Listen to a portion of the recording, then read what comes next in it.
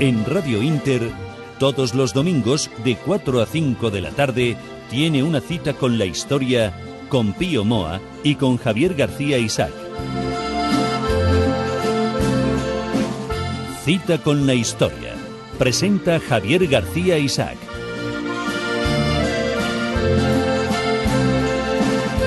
Cita con la historia, cita con todos ustedes, cita con don Pío Moa. Muy buenas tardes, don Pío, un domingo más aquí, fieles a nuestra cita. Buenas tardes, vamos a empezar. Habíamos comentado que hoy, fuera del micrófono, vamos a prescindir del capítulo de puntualizaciones porque no hay tiempo, porque queremos hablar extensamente sobre la masonería en la historia de España. Bueno, extensamente no sé, pero en todo caso el tiempo es, en fin, hay que asimilarse al tiempo, por así decirlo. La semana pasada hablamos ya sobre la masonería, sus orígenes, sus rituales, y hoy vamos a ceñirnos más a la masonería en España. A su influencia en España. En España. ¿No? Decía Franco que la masonería había jugado un papel muy importante en favor de Inglaterra y de su imperio, y que la masonería española también había jugado un papel importante en favor de Inglaterra, Sí. no de España. Pero bueno, vamos a ver esto, que es muy interesante. Hay un libro divulgativo del jesuita filomasón Ferrer Benimeli, que en su contraportada explica: la historia de la masonería en España es, ante todo, la historia de su persecución. Pero, como vamos a ver, se trata de un victimismo no muy próximo a la realidad histórica. Bueno, hay que decir también que algunos oyentes me han dicho que ellos habían visto en USA, en Estados Unidos, templos masónicos abiertos, o sea que no era tan secreto y tal. Pero también aquí las logias pueden ser conocidas, o por lo menos muchas de ellas, y el que tenga además actividades abiertas no quiere decir que todas sean abiertas. Su obsesión por el secreto es clara, ¿no? No sé por qué viene esa obsesión, pero la verdad es que no creo que sea simplemente una niñería. Pues siempre se decía que en la masonería eran logias secretas, sociedades secretas. Sí, la sociedad es secreta, pero pueden tener, de hecho son legales, porque creo que ya he dicho que ¿cómo se llama? Hombre, que fue ministro en la transición, Otero Novas, comenta en su libro que cómo la Constitución prohíbe las organizaciones secretas, las sociedades secretas, y sin embargo la masonería la permite, y que él ha notado como ciertos movimientos, ciertos nombramientos, ciertas cosas no se explicaban muy bien de una manera clara, ¿no? De una manera abierta. Bien, vamos al asunto entonces. La orden de la masonería aparece en España más o menos hasta a principios del siglo XIX. Aunque a lo largo del siglo XVIII algunos ingleses y otros extranjeros fundaron logias, algunas militares, a partir de Gibraltar. Gibraltar ha desempeñado un papel de intromisión en los asuntos internos españoles muy fuerte en el siglo XIX y probablemente también ahora. Pero en las logias del siglo XVIII apenas entraron españoles. Con cierta despreocupación por el rigor histórico, pues se ha dicho que el conde de Aranda o el mismo Carlos III eran masones, solo por haber expulsado a los jesuitas. Pero no hay la menor prueba de ello, y más bien al contrario. Y la expulsión revela otra vez que no hace falta pertenecer a esta orden, a los masones, para adoptar determinadas políticas. Es decir, la idea de que todo cierto tipo de políticas solo pueden ser de los masones es absurdo, ¿no? De hecho, hay una mentalidad que se parece a la de los masones, pero que no son masones. Azaña, mucho antes de ingresar en la orden, que siempre la despreció por otra parte, ya actuaba de una manera que podía asimilarse a los masones. ¿Por qué? Porque eran ideas que se habían difundido y que estaban ahí, ¿no? La cosa cambió con la Guerra de Independencia, porque como legado de ella quedaron numerosas fraternidades, es decir, numerosas logias. Entre las tropas británicas y francesas, enfrentadas entre sí, abundaban las logias, las cuales se implantaron también en el ejército español. Y no deja de ser una ironía que Wellington, que era masón, luchara contra ejércitos franceses abundantes en hermanos suyos de fe, en la fe masónica. El Consejo de Regencia, relacionado con las Cortes de Cádiz, prohibió la masonería, mientras que el rey José, impuesto por Napoleón, fue el primer gran maestre de una masonería de españoles, formada para defenderle de los patriotas. Ahora se está ensalzando mucho a los a los afrancesados. A los afrancesados. Pero la verdad es que, entre otras cosas, ellos iban a permitir que España se convirtiera en un satélite de Francia y que la frontera de Francia se extendiera hasta el Ebro, entre otras cosas de estos modernizadores, ¿no? Bien, entre tanto, el Imperio Español fue destruido en su mayor parte y es cierto que el influjo de la fraternidad, vamos a llamarla así, en las revoluciones useña e inglesa ha solido ser abultado por encima de la realidad. En cambio, no hay duda del carácter masónico que tomó la lucha por la independencia en las posesiones españolas. Los principales próceres de la rebelión, o sea, como Miranda, San Martín, O'Higgins, Bolívar, Sucre, Santander, Nariño, etcétera, probablemente Hidalgo, Morelos y otros, pues fueron iniciados y fundaron nuevas logias volcadas de lleno a promover la rebelión.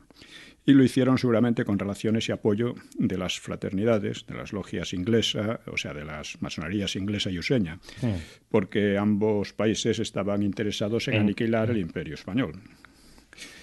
Miranda, al que llaman el precursor, entró en la masonería cuando colaboraba en USA con los insurrectos antibritánicos. Conviene señalar estas cosas para quitar la idea de que hay una especie de conspiración centro que lo domina todo.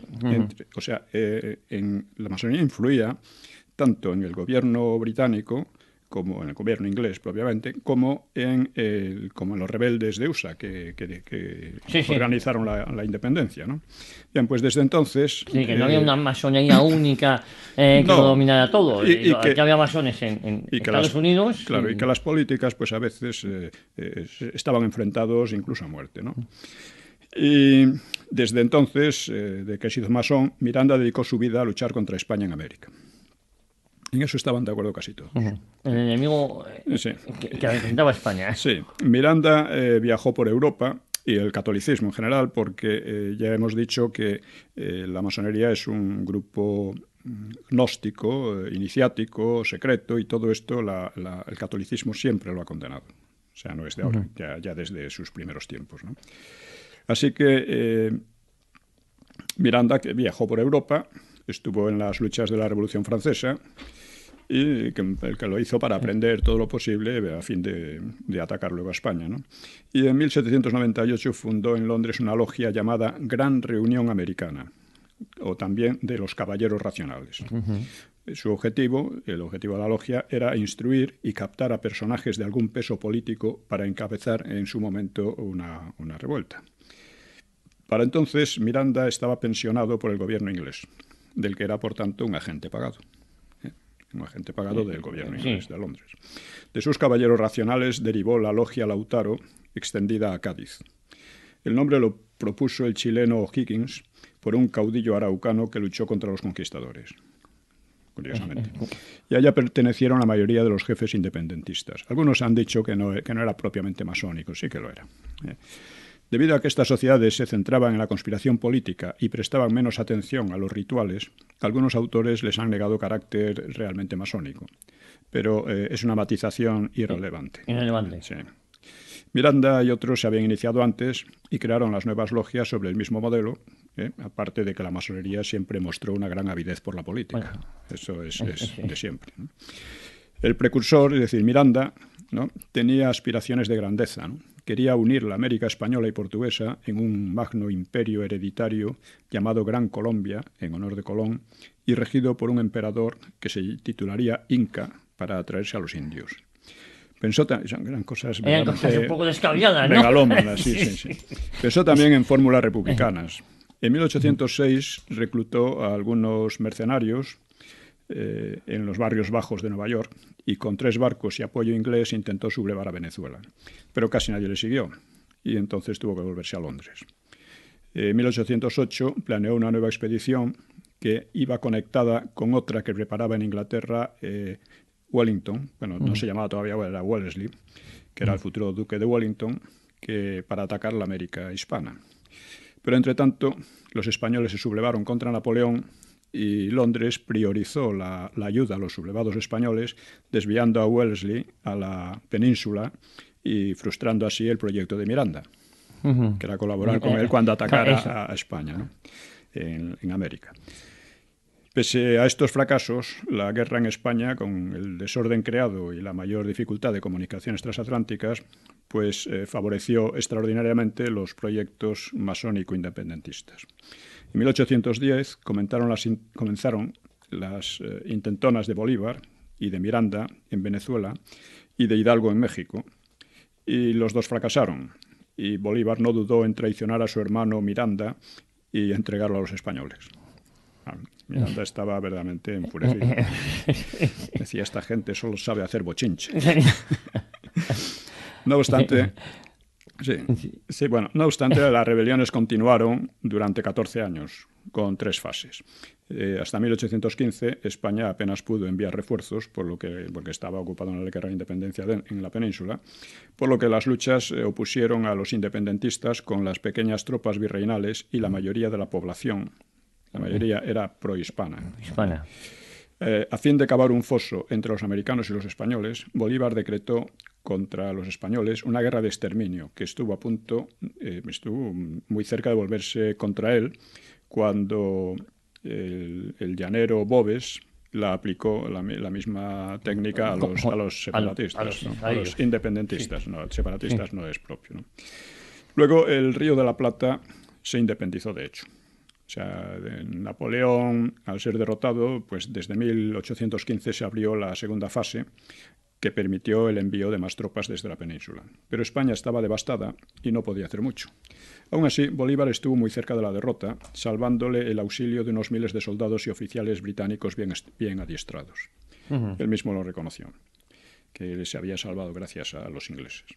En 1819, la rebelión avanzó y al año siguiente España reunió con gran esfuerzo unos 15.000 a 20.000 soldados para enderezar de nuevo la situación. Teniendo en cuenta que en América lucharon por ambas partes contingentes reducidos, pues la batalla mayor no reunió a más de 7.000 hombres por cada parte, y generalmente fueron muchos menos, aquellas tropas podían haber decidido la pugna. Pero entonces otro masón, el coronel Riego, que mandaba parte de los soldados españoles, impidió su embarque sublevándose en uno de los primeros pronunciamientos. Algunos niegan que Riego fuera masón, no lo sé. Desde luego tiene mucha pinta de serlo, ¿no? El golpe pues dio paso a la tercera etapa, en la que llevaron las de perder ya los partidarios de España, incluyendo muchos indios que fueron masacrados por los rebeldes. Muchos indios apoyaron a España. ¿No? Y en pocos años la independencia fue un hecho. Así, aprovechando la situación, pues USA se apoderó de Florida, que estaba desguarnecida, y luego ofreció su compra por $5 millones. Madrid los aceptó porque no podía defenderla. En fin, mal hecho, pero así fue. Si se pierde Florida... Sí, primero la ocupan y luego dicen que la compran, ¿no?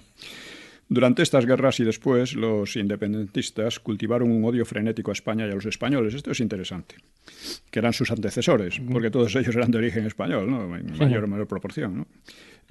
Y se proclamaban así caprichosamente herederos de las tribus y estados indios, nada menos. Cuando eran descendientes de españoles. Sí, sobre los españoles vertían los peores insultos, ¿no? Decían estúpidos, feroces, viciosos, supersticiosos, raza maldita, era la suya propia, ¿no? Nación inhumana y decrépita, la tiranía más cruel jamás infligida a la humanidad, etc. Todas estas cosas decían. Según Bolívar, España aspiraba en el Nuevo Mundo a aniquilar a sus habitantes y cualquier vestigio de civilización. Se deseaba la disolución. La parte española de América estaba muy desarrollada. Se podía comparar incluso con Europa, ¿no? Humboldt estuvo por allí y se quedó un poco asombrado, ¿no? En fin, se deseaba que la lengua española se disolviese en otras nuevas, como sucedió con el latín, y en gran parte, digamos que todo esto era la herencia de las demenciales calumnias de las casas, que son la base de la leyenda negra, que cultivaron mucho los protestantes y Francia también. Y, por supuesto, también la masonería de los dos países, de USA y otros. Es decir, que la masonería tanto de Inglaterra, de USA, incluso de fomentó Francia, mucho la leyenda negra. Fomentó la leyenda negra y estuvo en muchas ocasiones detrás de esas sublevaciones en la América española, exactamente. ¿No? De hecho, en Nueva Historia de España analizó el libro de las casas, el libro famoso de las casas, que es realmente demencial. Y, sin embargo, claro, servía a ciertos propósitos y ha sido usado de manera masiva. incluso en España. En España, Pero sobre todo por los protestantes, los franceses y en este caso los masones, ¿no? Así que el objetivo de los independentistas, abiertamente decían, consistía en desespañolizarse. Así lo explicaba lo que se llamaba el Evangelio Americano de Francisco Bilbao, un chileno, también masón. Naturalmente, sobre la aniquilación del legado español, pues esperaban construir una sociedad espléndida, pero no tuvieron suerte. La América hispana de finales del siglo XVIII era quizás más rica que USA, pero la relación se invirtió pronto desastrosamente. En 1823, el pujante vecino del norte, o sea, USA, se permitía declarar la doctrina de Monroe, cuyo sentido real consistía en ejercer una especie de protectorado sobre todo el continente. El plan de la Gran Colombia fracasó enseguida, como era lógico, pero originó varias naciones muy poco amistosas entre sí, que sometidas a frecuentes golpes de Estado, a disturbios civiles. El propio Bolívar declaró abiertamente su desconfianza en la moralidad de sus seguidores, si bien él no había sido un modelo de templanza y de veracidad. Así, por ejemplo, en 1829, pocos años después de la victoria, declaraba: «La América entera es un cuadro espantoso de desorden sanguinario. Nuestra Colombia marcha dando caídas y saltos. Todo el país está en guerra civil. En Bolivia en 5 días ha habido 3 presidentes y han matado a 2». Y se lamentaba en carta a un general amigo: «La América es ingobernable para nosotros». Dice: «El que sirve una revolución ara en el mar. La única cosa que puede hacerse en América es emigrar. Este país caerá infaliblemente en manos de la multitud desenfrenada para después pasar a tiranuelos. Que devorados por los crímenes y extinguidos por la ferocidad, los europeos no se dignarán conquistarnos». Llegó a sostener, con muy poca fidelidad a los hechos, dice: «Nunca he visto con buenos ojos las insurrecciones. Y últimamente he deplorado hasta la que hemos hecho contra los españoles». Eso decía Bolívar en su momento. La proliferación de sociedades secretas masónicas, o a imitación de ellas, le llevó a prohibirlas, argumentando que sirven especialmente para preparar los trastornos políticos, turbando la tranquilidad pública y el orden establecido, ocultando ellas todas sus operaciones con el velo del misterio, hacen presumir fundadamente que no son buenas ni útiles a la sociedad. Y como masón no le faltaba experiencia, ¿no?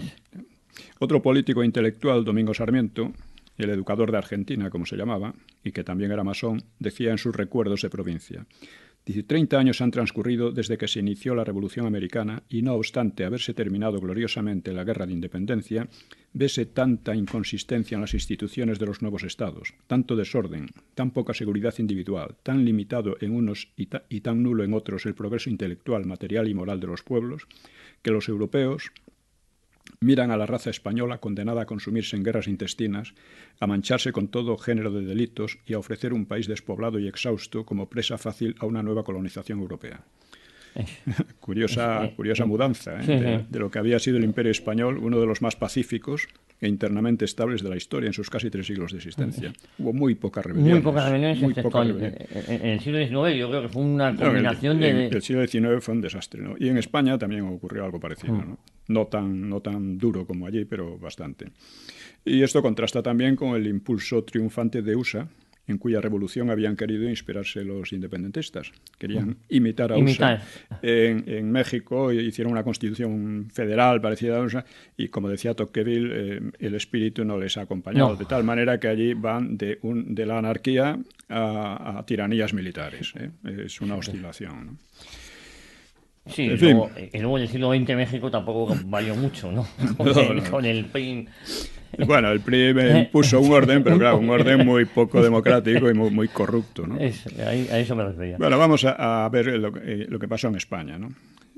También en contraste con los siglos anteriores, la propia España, que habían sido muy pacíficos, o sea, España no había tenido guerras civiles prácticamente, ¿no? En comparación con las que había habido en el resto de Europa, ¿no? Entró en un periodo de convulsiones después de la invasión napoleónica, ¿no? Tuvo 3 guerras civiles, aunque solo la primera fue de gran envergadura, ¿no? Sí, las carlistas, ¿no? Sí, y decenas de pronunciamientos militares, en los cuales volvemos a encontrar a menudo a los masones, a los hijos de la luz. Fíjese, don Pío, una precisión. ¿La guerra de la independencia la podríamos considerar también como una guerra civil en parte por ese apoyo de determinados afrancesamientos o no? ¿O eso serían más colaboracionistas? Eran colaboracionistas, no guerra civil, no. La guerra aquí la mantuvieron los ejércitos franceses contra los patriotas españoles, claro. Los afrancesados simplemente colaboraban con... Vamos a hacer, antes de continuar, una brevísima pausa y vamos a continuar hablando sobre la masonería en la historia de España y ya entramos directamente. Pues continuamos en cita con la historia. Don Pío, directamente ya estamos hablamos de las 3 guerras civiles que sufrió España, las guerras napoleónicas. Sí. Bien, entonces Fernando VII, el deseado, llamado así injustificadamente, pues prohibió y persiguió a la masonería, pero no logró erradicarla. En cambio, no hay duda de que la infiltración de la masonería en el ejército aumentó. Y en 1820 el pronunciamiento de Riego, como dijimos, pues logró impedir la marcha del ejército preparado contra las rebeliones en América. Este golpe fue fruto de una amplia conspiración centrada en Cádiz. Y en ella tomaron parte decisiva políticos masones como Istúriz, así como Mendizábal, que era probablemente un agente de Londres como Miranda, que suministraba al ejército y que fue más tarde el autor de la desamortización, que no fue una expropiación, sino un expolio de bienes religiosos, ¿no? Entre otros. Sí. En fin, las guerras de independencia en América no se entienden sin el interés de Inglaterra. O sea, Inglaterra construyó su imperio en gran medida, destruyendo el español, ¿no? Inglaterra ejercía además su influencia a través, sobre todo, de las logias, su influencia en España, ¿no? Y en América, ¿no? Y es probable que muchos de los conjurados en Cádiz no desearan la separación de la América hispana, sino que creían ilusamente que con un golpe liberal los jefes independentistas se someterían, ya que también se proclamaban liberales. Es pura ilusión, ¿no? En fin, el rey, debido a este pronunciamiento, tuvo que claudicar y aceptar la Constitución liberal de 1812, dio lugar al trienio liberal, que comenzado con una especie de traición al país, pues presenció una verdadera eclosión de círculos masónicos, que Galdós caracteriza en El Grande Oriente, en uno de sus episodios, como cuadrillas de una hermandad utilitaria que miraba los destinos como una especie de religión, es decir, los puestos, los cargos, y no se ocupaba más que de política a la menuda, de impulsar la desgobernación del reino, un centro colosal de intrigas, como ocurría por lo demás en Hispanoamérica, que desesperando al propio Bolívar, ¿no? Los liberales, parte de ellos, hay que reconocer que los liberales en cierto modo querían modernizar a España y yo creo que tenían más razón que los carlistas, pero lo hicieron tan mal que es un desastre, ¿no? Eso pasa muchas veces. No solo hay que defender una buena casa, sino que hay que defenderla bien, ¿no? Empezaron por dividirse entre los moderados, que defendían una evolución tranquila y respetuosa con la Iglesia, y los exaltados, que tomaban la Revolución Francesa como modelo y mostraban un odio abierto a la Iglesia. Había masones en las dos ramas liberales. Los exaltados se extendieron a su vez en dos en tan corto periodo, en el trienio liberal. El resultado recuerda al de América, alborotos, desórdenes acabados a los 3 años por la intervención de los llamados 100.000 hijos de San Luis, entre los cuales seguro que había masones también, Claro. y reclutados por las potencias europeas para poner fin al caos español. Ricardo de la Cierva considera el trienio como el primer apogeo de la masonería en España, siendo los otros dos el sexenio revolucionario, desde 1868, y finalmente la Segunda República, de 1931 al 36. Creo que es una apreciación bastante correcta, ¿no? Y en todos estos momentos la masonería gozó de máxima libertad para actuar y desarrollar sus planes y se aplicó a ellos a conciencia, pero los resultados no fueron buenos. En fin, no vamos a extendernos sobre los decenios posteriores a la muerte de Fernando VII, murió en 1833, y dio lugar hasta que llegó la Restauración en el 75, fue una época muy inestable, en la que la masonería, teóricamente prohibida, pero no perseguida, pues desempeñó un papel relevante. Volvieron los numerosos políticos y militares masones exiliados por Fernando VII, por la persecución de Fernando VII después del trienio, y engrosaron las filas liberales. Y en el país se produjo una triple división entre los tradicionalistas, pretendían volver a una situación previa a la guerra de independencia, que era ya imposible, ¿no? Y los liberales por una parte, y dentro de los liberales, entre los moderados y los exaltados. Porque una vez vencido el carlismo, habría otras dos guerras de este tipo, pero mucho menores, como ya hemos dicho. Por lo que serían las discordias entre unos liberales y otros los causantes de la convulsión y el estancamiento del país. La mayoría de los masones estaban en el bando liberal, sí, y dentro del bando liberal, entre los exaltados tanto en los exaltados como entre los moderados. Bueno, había en el carlismo no había, en teoría, no había masón. Teóricamente no había. Puede que hubiera alguno en la práctica, ¿no? En las direcciones de las dos ramas liberales, pues ya digo, había masones, como acabamos de decir, y más destacadamente los exaltados, que luego se llamaron progresistas, demócratas o republicanos. Y las dos facciones liberales se turnaron, pero no pacíficamente, sino mediante pronunciamientos, que, aunque fallaron en su mayor parte, desestabilizaban el sistema. Fue el tiempo de los espadones, el primero de ellos fue Espartero, también probablemente masón, ante los espadones eran los militares que eran llamados por los propios políticos, dada la enorme y la ineptitud de los políticos. ¿No? Era una ineptitud y una demagogia terribles, ¿no? Y, en fin, que estos políticos no diferían de los que Azaña decía de ellos, que eran solo capaces de una política tabernaria de amigachos, de codicia y botín, sin ninguna idea alta, ¿no? Esto en gran medida ocurrió. En fin, el liberalismo exaltado se apoyaba en el ejército en gran medida, ¿no? Y en el periodo este desembocó en la Revolución del 68, que se autollamó gloriosa, a imitación de la inglesa de 1688, y acabó con el reinado de Isabel II. En realidad se trató del enésimo pronunciamiento después de una conspiración más amplia que la que llevó al trienio. El director del complot fue Juan Prim, que era masón y uno de los políticos y militares más dotados de la época. Era uno de los mejores. Y el coordinador fue Sagasta, que también era masón y que tendría un gran porvenir político. Como en el trienio de 48 años antes, esta revolución, que duraría 6 años, tomó un tinte muy anticatólico, muy contra la Iglesia. Los masones se dividieron en unos cuantos grandes orientes y grandes logias que reñían entre sí por dominar el poder, originando una verdadera epilepsia política. Para ponerle fin, Prim buscó un nuevo rey, lo que provocó indirectamente la guerra franco-prusiana en 1870. Es curioso, porque cada potencia quería en España un monarca favorable a ella, ¿no? Así que la elección pues recayó en el italiano Amadeo de Saboya, también masón. Igual que Prim, ¿no? Igual que Prim. Dicen que Prim era un masón de segunda fila, pero... Bueno, y poco después Prim fue asesinado en una conjura en la que participaron otros masones, de espíritu fraternal muy debilitado. Amadeo sufrió a su turno un atentado, sin consecuencias graves, y se desesperaba, rodeado por sus hermanos, ¿no? Tanta intriga. Dice, yo no entiendo nada, estamos en una jaula de locos. Dice, y salió del país poco menos que a escape. No le interesó quedarse. Claro, no, aquello veía que era... Dice, la situación desembocó en 1833, en la Primera República, que ya el caos se elevó al delirio, en medio de 3 guerras civiles, una carlista, otra provocada por los cantones que querían independizarse y disolver al país en unas nuevas taifas, ¿no? Y otra en Cuba. Y nadie gobernaba propiamente hablando. Uno de los presidentes, que era Figueras, huyó a París sin avisar a nadie después de advertir en catalán que estaba hasta los cojones de todos nosotros. Sí. Además, yo creo que Stalinado dijo eso de no mando ni en mi casa. Sí. En fin, esto finalmente el general Pavía acabó con aquella farsa alucinada, ¿no? Disolviendo las Cortes con un destacamento de guardias civiles.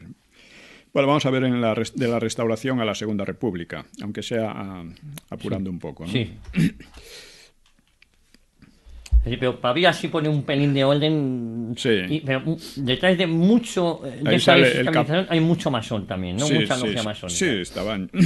Es lo de que Pavía entró a caballo en las Cortes, un cuento chido, ¿no? Simplemente les ordenó salir. Ellos decían que no saldrían allí más que muertos, algo así, pero salieron rápidamente. En fin. Y digamos que con la Restauración España volvió a crecer económicamente y la sociedad volvió a modernizarse o europeizarse, como se decía, con el problema mayor de la guerra de Cuba, que era un verdadero cáncer, que consumía a decenas de miles de soldados, casi todos por enfermedades tropicales. Y mucho dinero, claro. Era una cosa llevada de una manera muy mal. Había mucha corrupción en Cuba, en fin, aquello era muy difícil de mantener y además Cánovas cometió el error de empeñarse en lugar de dar autonomía y procurando una evolución, ¿no? Y de nuevo encontramos en la Guerra de Cuba a masones en puestos claves. Lo fue José Martí, que fue un inspirador de la revuelta cubana, y también el filipino José Rizal, que promovió la revuelta filipina. Y Martí, sobre todo, encontró apoyo en la masonería de USA, ¿no? País... porque USA quería dominar las posesiones españolas en América y el Pacífico. O sea, sobre las posesiones sobre el Caribe hablaba del destino manifiesto, ¿no? El destino manifiesto de aquellas islas y territorios era integrarse en USA o ser dominado por USA. Y también encontraron apoyos en la masonería española. El Partido Liberal, que dirigía Sagasta, otro masón, entorpecía el esfuerzo de guerra español. Y Cánovas, partidario de mantener la lucha a toda costa, fue asesinado en 1897 por el anarquista italiano Angiolillo, o Angiolillo. Y la conjura es oscura, pero hay pistas.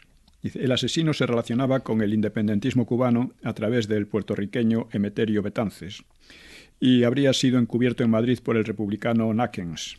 Este y Betances, posiblemente también Angiolillo, coincidían en su pertenencia a la fraternidad, lo que sugiere una identidad de miras por encima de discrepancias particulares. Al año siguiente, USA intervendría en la guerra, que terminó rápidamente con la pérdida de las últimas posesiones españolas en América y el Pacífico, es decir, Cuba, Puerto Rico y Filipinas y otros archipiélagos. Sagasta presidía entonces el gobierno español. El presidente useño que declaró la guerra, McKinley, también era masón, y seguiría la suerte de Cánovas en 1901 porque fue asesinado a su vez por otro anarquista. Es decir, las cosas son muy complicadas, ¿no? Y pensar en una conspiración desde que domina todo, eso no es verdad. No, porque estamos viendo cómo unos masones asesinan a otros. Sí, como, claro. Y hay unas grandes luchas políticas entre ellos, en fin. Aunque hay una tendencia general que se puede ver, dentro de esa tendencia hay, en fin, no hay una conspiración única o algo así, ¿no? El desastre del 98 causó en España una profundísima crisis moral cuyos ecos aún resuenan, ¿no? Cundieron versiones denigratorias de la historia de España. La vieja propaganda francesa y protestante de la leyenda negra se popularizó, sobre todo entre los intelectuales, y la hispanofobia dio auge a separatismos y regeneracionismos. Ya hemos hablado también de esto, el regeneracionismo y tal, ¿no? Y, en fin, se decía que España era una nación frustrada, de historia nefasta, enferma o anormal, etcétera, etcétera, ¿no? Y a Náquens volvemos a encontrarlo encubriendo en Madrid, que era uno de los encubridores de Angiolillo, que estaba en la conspiración, ¿no? Lo encontramos en 1906 encubriendo a Mateo Morral, que fue el autor del atentado de la calle Mayor, que dejó decenas de muertos y un centenar de heridos. Contra Alfonso XIII. El día de su boda. El día de su boda. Morral quería acabar con la vida de Alfonso XIII, ¿no? Y de su esposa, que volvían de casas en los Jerónimos. Fue una conspiración republicana anarcoide que debía dar la señal para un levantamiento que derrocase al régimen liberal e instaurase una república de tipo anarquizante, ¿no? Y su origen se encuentra en la escuela moderna, donde trabajaba Morral, y una escuela que había fundado Ferrer Guardia para introducir ideas de revolución en el cerebro de los niños, según él mismo decía, ¿no? Dice, a fin de destruir la sociedad desde sus fundamentos. Sí, muy anarquista ese principio. Sí, totalmente, ¿no? sí. Ferrer predicaba una revolución sangrienta, ferozmente sangrienta, pues si ha de salir de ahí la purificación de las conciencias, que corra la sangre a torrentes. Son palabras suyas.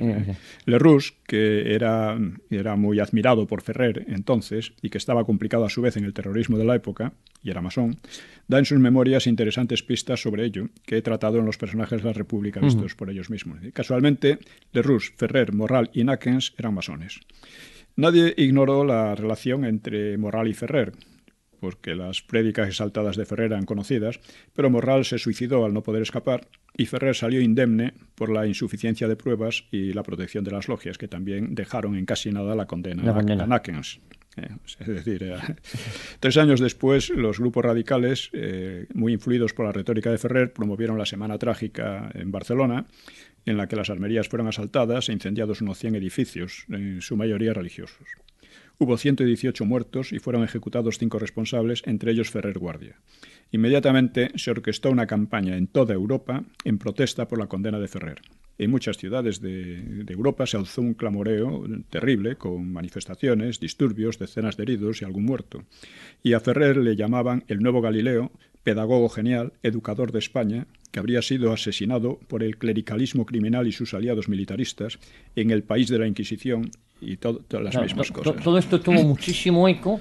Es decir, salvando las distancias, me suena a lo que luego pasó con Olof Palme pidiendo dinero para los países, sí, para los etaras. Sí, recuerda, ¿no? El nacionalista catalán Cambó lo caracterizaba de este modo. Dice, aquel hombre inculto, grosero, cuyos méritos consistían en haberse apoderado de la fortuna de una pobre vieja para consagrarse a una vida de holgorio o de jolgorio y abrir una escuela anarquista, apareció como el símbolo de la virtud y la cultura. La España que lo había fusilado en cumplimiento de la ley aparecía como la España de la Inquisición. No hay que olvidar que Ferrer Guardia ocupaba uno de los lugares prominentes en la masonería y que la masonería internacional tomó el hacer con el más grande entusiasmo. Ya lo decía Cambó. Sí, Cambó. El acoso al régimen de la Restauración, ya hemos hablado de la Restauración, dice, fue realmente frenético desde todos los ángulos, con protagonismo indudable de muchos masones introducidos en diversos partidos, fundamentalmente de izquierda, socialistas, anarquistas, republicanos y nacionalistas catalanes y gallegos principalmente. Todos ellos estaban metidos los masones. Bueno, masones. Sí. Y ello a pesar de que no escaseaban masones en los propios partidos oficiales, conservador y el liberal.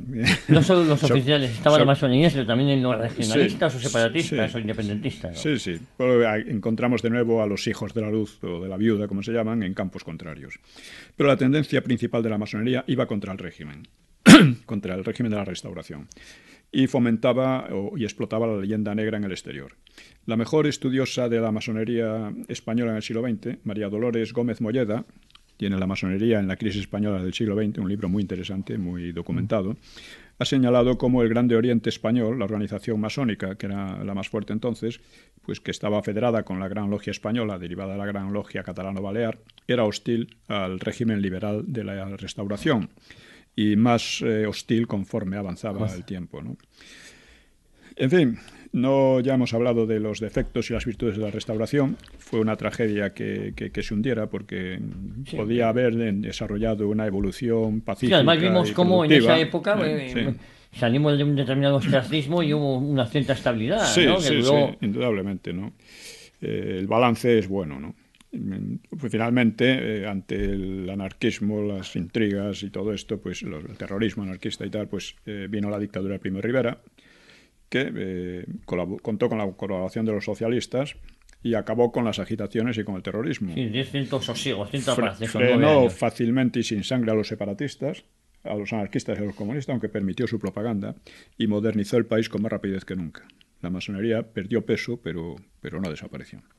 ¿Fue perseguida la masonería en tiempos de Primo de Rivera de una forma más seria que lo había sido anteriormente? ¿O? Sí, es que antes no estaba perseguida, pero entonces sí, fue perseguida, pero no con mucha furia, no muy sin apenas, porque había masones metidos en todos los partidos y en todas partes, ¿no? Y en el ejército. Bueno, un episodio interesante. En 1926, Macià, pues, el separatista catalán, pues organizó en Prats de Molló una insurrección, ¿no? Macià era propenso entonces a entenderse con los comunistas. La intentona fue una cosa ridícula. Llegaron unos gendarmes franceses, los detuvieron y eso fue todo, ¿no? Pero la continuación fue interesante, porque Macià llamaba almogávares a los suyos. A sus seguidores. Bueno, los arrestaron, pero le permitieron a Macià pasar revista a los suyos y arengarlos a luchar hasta la muerte, aunque estaban detenidos y no luchaban para nada, ¿no? Repitiendo los almogávares, hasta la muerte, cuando se habían dejado de detener sin resistencia, ¿no? Por 4 gendarmes, ¿no? Pero lo importante es el juicio posterior, porque se convirtió en un acto de propaganda gracias al abogado Henri Torres, Henry Torres, Henry Torres, sí. que reaparecerá 8 años más tarde en otro ilustrativo complot, ya veremos. Se trataba de convertir a Macià en un héroe y un papel, o sea, Macià se prestó mucho a ese papel, que fue muy jaleado en la prensa francesa. Afirmó que Cataluña era una nación esclava, considerada por España como país conquistado y última de sus colonias a explotar. Y decía: nuestro ideal democrático y de libertad no se aviene con el de la España atrasada que durante la Guerra Mundial soñaba con la victoria de los enemigos del derecho y la justicia. Una tontería, ¿no? De nuevo salió del tópico de la España atrasada, inquisitorial y oscurantista.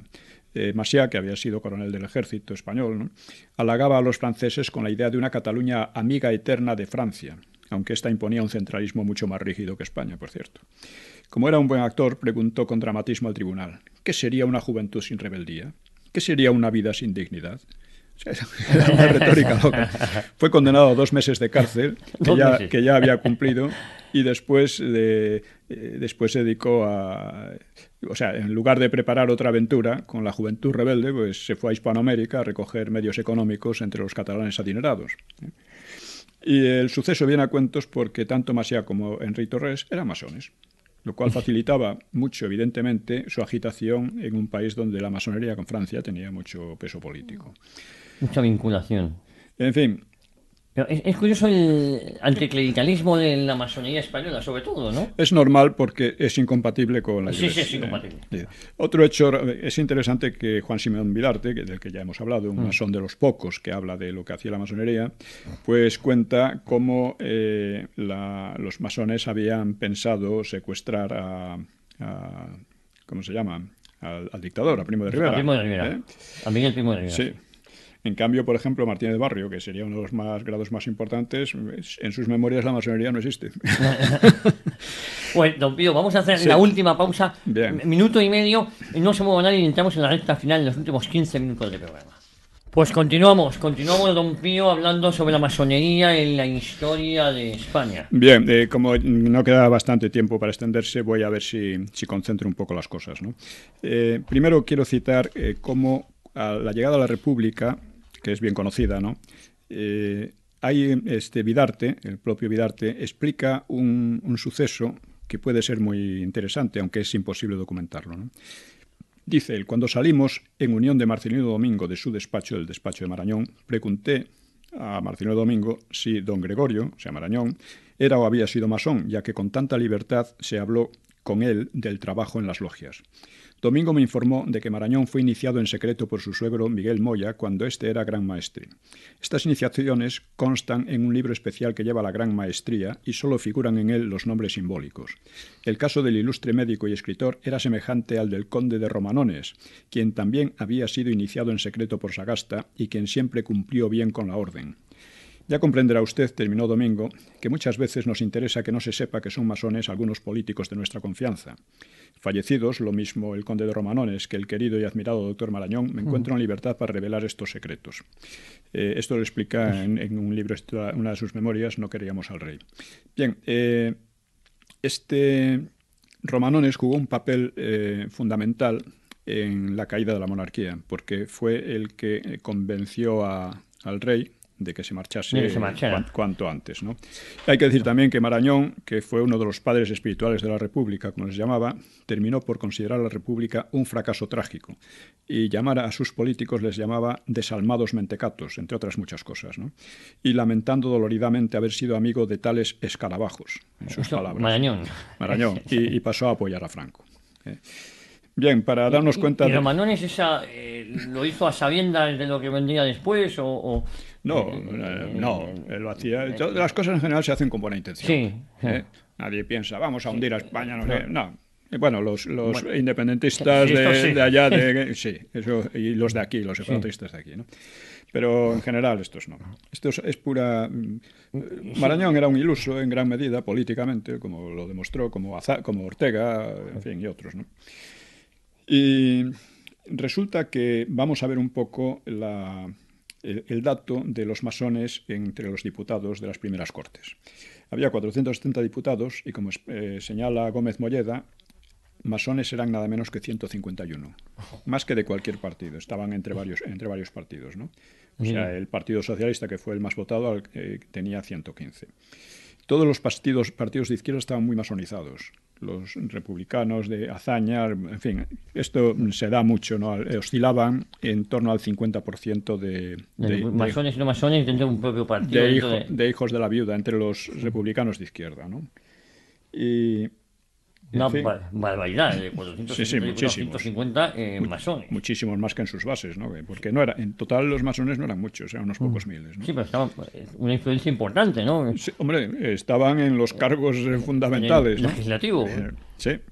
En fin, la Gran Asamblea de la Gran Logia Española propuso a la izquierda una serie de medidas como la expulsión de las órdenes religiosas extranjeras, es decir, los jesuitas, fundada por españoles, claro, y la escuela única neutra, privando a militares, lo cual privaría a millares de familias de una enseñanza religiosa que deseaban, y otras medidas de rasgos totalitarios como trabajo obligatorio controlado por el Estado y repartido a medida de las fuerzas y aptitudes de cada uno. Esto recuerda al marxismo, ¿no? Sí. Dando a los políticos la potestad de determinar las fuerzas y aptitudes de cada cual, claro. Asimismo pedía un Estado federal. Sabemos que la cosa viene de lejos, ¿no?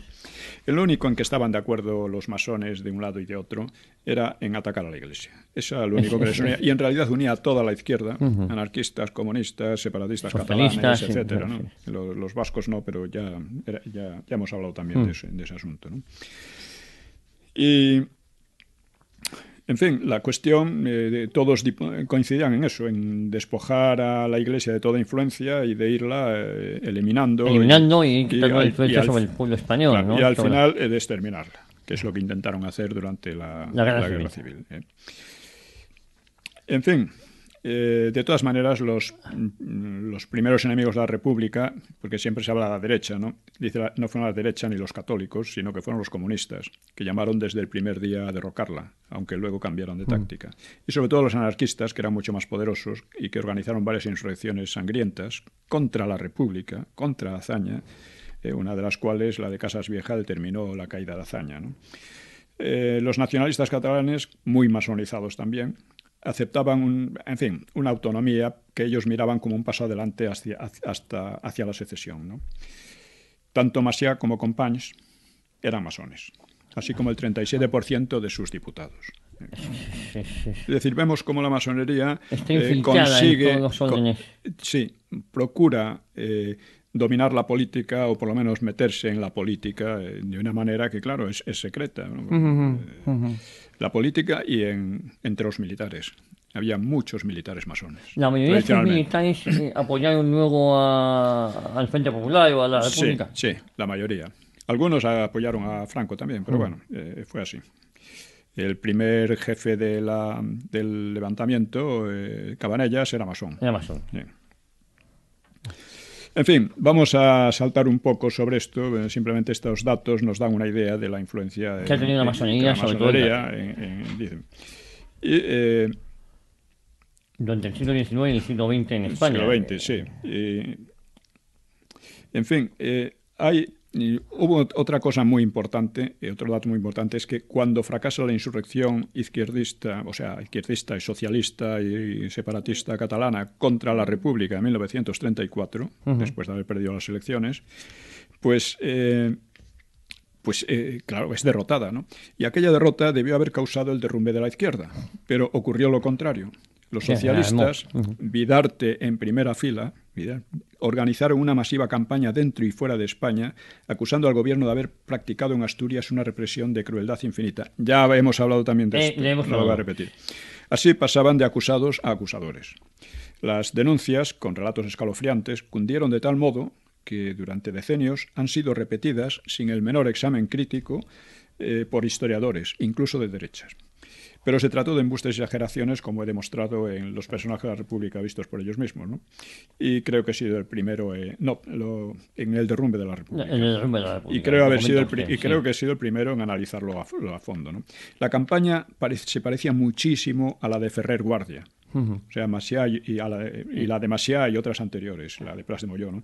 Contra la España inquisitorial, oscurantista y militarista, que es como llamaban. Vidarte explica cómo lograron engañar a millones de personas por medio de las internacionales socialista y comunista y de los organismos masónicos en el exterior. Sí, y exagerando y mintiendo sobre los sucesos. Sí. Dice él mismo, la masonería, la Segunda Internacional, la Liga de Derechos del Hombre, creada por los masones, informaban al mundo de los crímenes cometidos por el fascismo español.